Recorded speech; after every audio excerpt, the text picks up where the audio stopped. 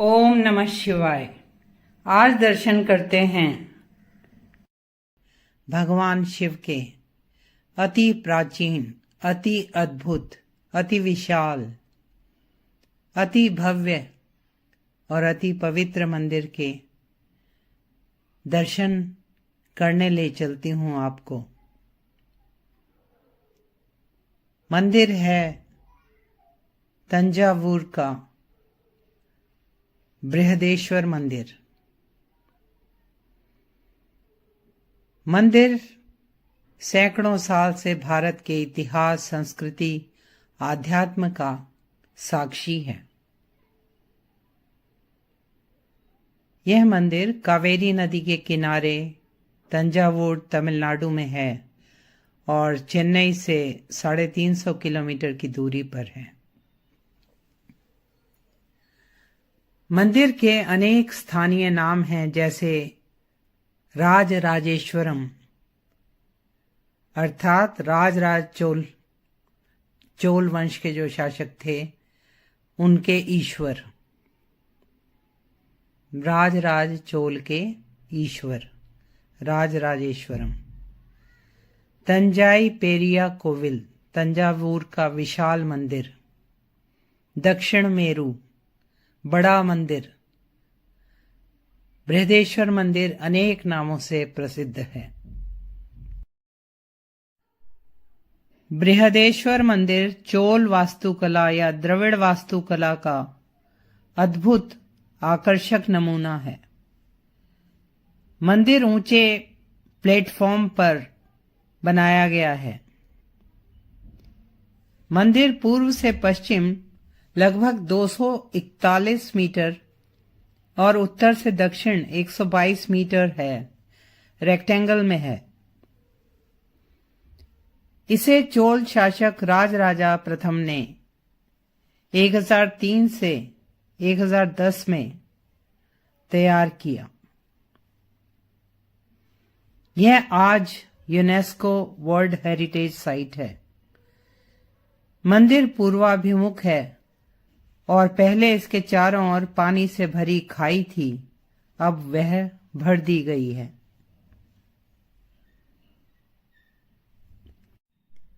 मंदिर का निर्माण अनेक फेजेस में हुआ है। पहले चोल शासकों द्वारा, फिर 11वीं शताब्दी के बाद पांड्य नायकों और विजयनगर साम्राज्य के काल में भी मंदिर में एडिशंस होते रहे।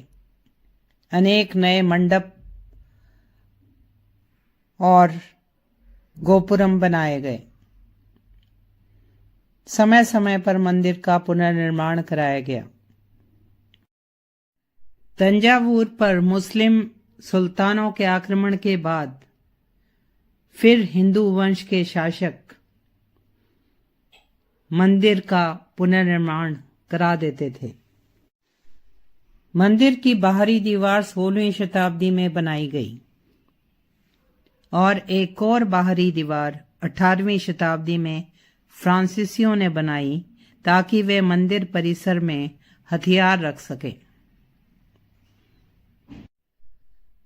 मंदिर का ग्रेनाइट पत्थर से बना श्री विमान 16 मंजिला है और 216 फीट ऊंचा है।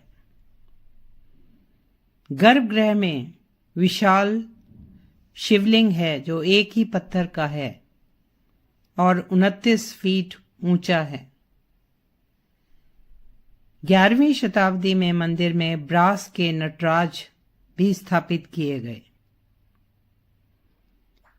ईश्वर की कृपा हुई और हम गर्भगृह के पास ही मंदिर के पुजारियों द्वारा विधिवत पूजन कर पाए। गर्भगृह के सामने भगवान शिव का विशाल नंदी वाहन एक विशाल मंडप पर है। ये विशाल नंदी एक ही पत्थर से बने हैं। इनकी ऊंचाई 2 मीटर, लंबाई 6 मीटर और चौड़ाई 2.5 मीटर है। नंदी मंडप के सीलिंग पर सुंदर कलाकारी है जो नायक काल की है। महामंडप की दीवारों पर भैरव, माँ दुर्गा, माँ सरस्वती, दूसरी दीवार पर गणेश जी, विष्णु भगवान और गजलक्ष्मी उकेरे गए हैं। मुख्य द्वारों पर द्वारपाल बने हैं। कॉरिडोर की दीवारों पर नृत्य मुद्राएं पाषाण पर उकेरी हुई हैं। मंदिर में चोल, पांड्य और नायक शासकों की अनेकों इंस्क्रिप्शंस दीवारों पर खुदी हैं जो तमिल और संस्कृत में लिखी हुई हैं। गर्भगृह और नंदी मंडप के बीच मुख मंडप और महामंडप हैं। मंदिर का सुंदर परिक्रमा पथ है। मां पार्वती, मुरुगन, गणेश, सभापति, दक्षिण मूर्ति, चंडेश्वर, वाराही और अनेक मूर्तियां हैं जो हिंदू धर्म की तीनों शाखाओं से संबंधित हैं, अर्थात शैव, वैष्णव और शाक्त। पार्वती, मुरुगन और नंदी के मंडप 16वीं-17वीं शताब्दी के नायक काल के हैं। मराठों ने भी मंदिर के रखरखाव में महत्वपूर्ण योगदान दिया। यह मंदिर इसलिए भी अद्भुत है क्योंकि यहाँ अष्टदिक्पालों की मूर्तियां हैं। अष्टदिक्पाल अर्थात जो देवता दिशाओं की रक्षा करते हैं। इंद्र, अग्नि, नैऋति, वरुण, कुबेर, ईशान, यम और वायु। मंदिर में ऐसे स्तंभ भी हैं जिनमें अलग अलग संगीत निकलता है।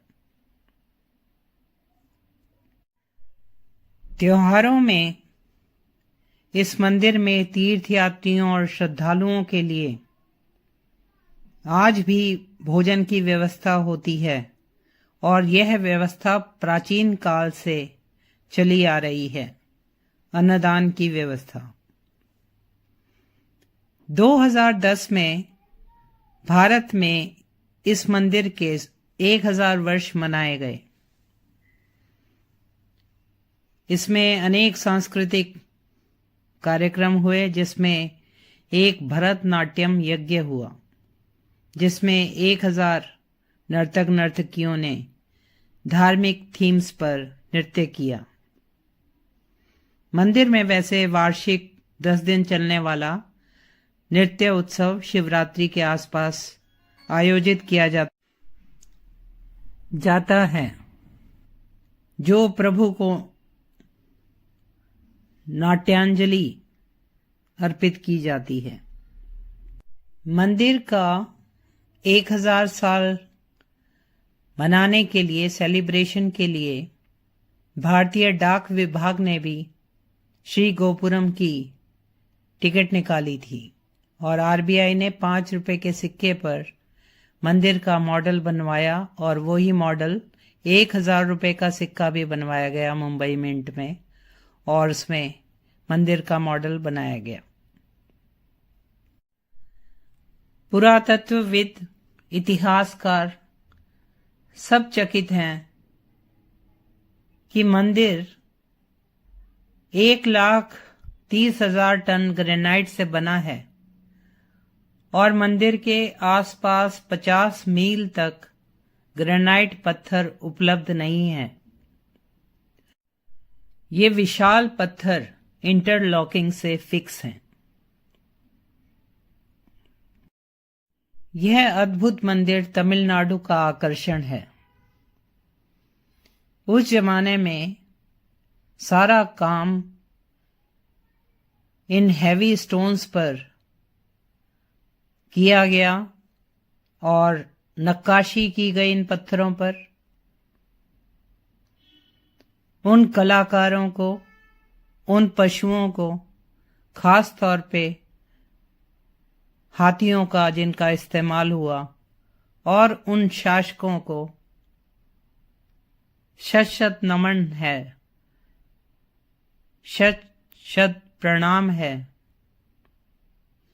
जो ऐसे मंदिर बनवाते थे और विदेशी आक्रमणकारियों से इन मंदिरों की रक्षा भी करते थे। ईश्वर की कृपा से हम ऐसे दिव्य स्थान के दर्शन कर पाते हैं। साथियों, ऐसी ही दिव्य जानकारी के लिए please like, share and subscribe this channel. ओम नमः शिवाय।